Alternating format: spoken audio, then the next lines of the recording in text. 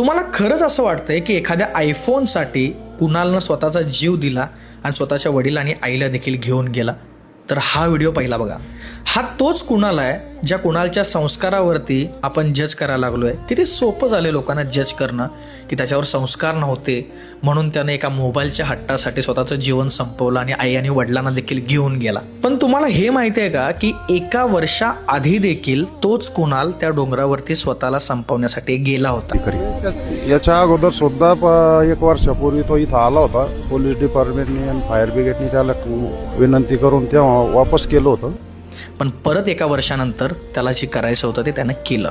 तिथंच उभा असणाऱ्या त्या सरपंचांचा व्हिडिओ बघा, जे सरपंच आयफोनबद्दल व्हिडिओमध्ये बोलले आणि त्यानंतर सोशल मीडियावरती फक्त आयफोनमुळे मुलांनी जीव दिला हे सगळं पसरलं.